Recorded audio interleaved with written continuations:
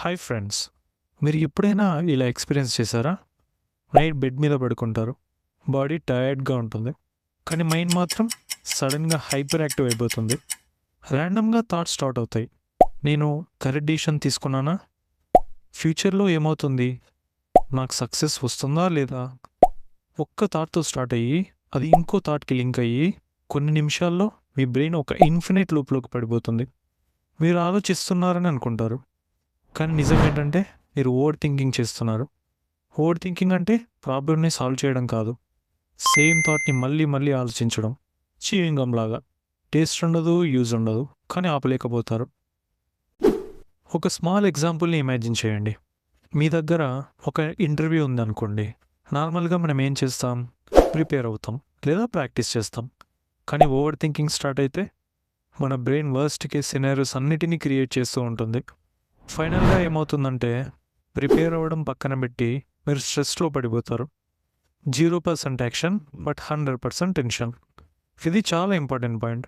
మీ brain ఎప్పుడూ certainty కావాలని కోరుకుంటుంది, కానీ మన లైఫ్లో ఎస్పెషల్లీ ఫ్యూచర్లో సర్టినిటీ అనే కాన్సెప్టే ఎప్పుడూ ఉండదు. సో బ్రెయిన్ ఏం చేస్తుంది? వర్స్ట్ పాసిబుల్ సిచ్యువేషన్స్ అన్నిటిని ఇమాజిన్ చేసుకుంటుంది జస్ట్ టు ఫీల్ ప్రిపేర్డ్.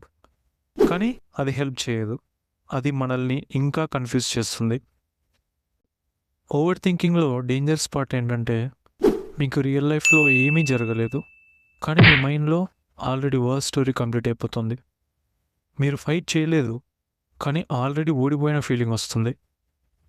కానీ గుడ్ న్యూస్ ఏంటంటే ఓవర్ థింకింగ్ అనేది పర్మనెంట్ ప్రాబ్లం కాదు, అది జస్ట్ ఒక హ్యాబిట్. అండ్ హ్యాబిట్స్ని ఎప్పుడూ చేంజ్ చేసుకోవచ్చు. ఫస్ట్ థింగ్, దాన్ని మీరు రియలైజ్ అవ్వాలి. నెక్స్ట్ టైం మీ బ్రెయిన్ ఇలా రన్ అవ్వడం స్టార్ట్ అయితే కొంచెం పాస్ తీసుకొని మీకు మీరే అడగండి, నేను ప్రాబ్లమ్ని నిజానికి సాల్వ్ చేస్తున్నానా లేదా నన్ను నేనే ఊరికే టార్చర్ చేసుకుంటున్నానా? ఈ క్వశ్చన్ చాలా పవర్ఫుల్, ఎందుకంటే ఓవర్ థింకింగ్లో ఉన్నప్పుడు మనం ఓవర్ థింక్ చేస్తున్నామని కూడా మనకు తెలియదు. ఇంకో సింపుల్ టెక్నిక్, మీ థాట్స్ అన్నీ బ్రెయిన్లో రొటేట్ అవుతుంటే అవి పేపర్ మీద రాయండి. Yes, just write it down. ఎగ్జాంపుల్కి, నేను ఫెయిల్ అవుతున్నానేమో అనే థాట్ వచ్చిందనుకోండి, దానిని పేపర్ మీద రాయండి. తర్వాత నెక్స్ట్ లైన్లో రాయండి, ఫస్ట్ కేస్ ఏంటి, దానికి సొల్యూషన్ ఏంటి. సడన్గా బ్రెయిన్లో ఉన్న కన్ఫ్యూజన్ పేపర్లో క్లారిటీగా కనబడుతుంది. ఇంకో important thing, over thinking mostly జరిగేది ఎప్పుడంటే మీరు ఫ్రీగా ఉన్నప్పుడు. మీరు ఐడియల్గా ఉంటే బ్రెయిన్ ఆటోమేటిక్గా ఓవర్ థింకింగ్ మోడ్లోకి వెళ్తుంది, కానీ మీరు యాక్షన్ స్టార్ట్ చేస్తే బ్రెయిన్కి వేరే పని దొరుకుతుంది. సేమ్ ఇంటర్వ్యూ ఎగ్జాంపుల్ని తీసుకుందాం. మీ ఇంటర్వ్యూ కోసం ఏదైనా మాక్ ఇంటర్వ్యూ లేదా ప్రిపరేషన్ స్టార్ట్ చేశారనుకోండి, మీ ఫోకస్ స్లోగా షిఫ్ట్ అవుతుంది, ఓవర్ థింకింగ్ తగ్గిపోతుంది, ఎందుకంటే action always reduces fear.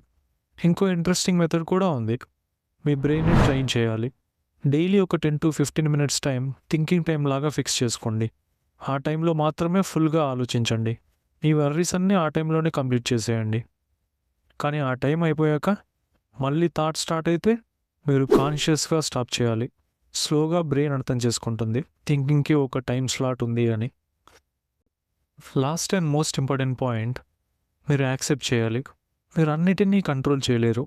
Future, results, people opinions ఇవన్నీ మీ కంట్రోల్లో ఉండవు, కానీ మనం మన ఎఫర్ట్ అండ్ మన యాక్షన్స్ని మాత్రమే కంట్రోల్ చేయగలం. So next time over thinking start అయితే ఫ్యూచర్ గురించి కాకుండా మీరు ప్రజెంట్లో ఏం చేయాలో అడగండి. రైట్ నౌ నేను ఏం చేయగలను? ఆ క్వశ్చన్ మిమ్మల్ని బ్యాక్ టు రియాలిటీకి తెస్తుంది.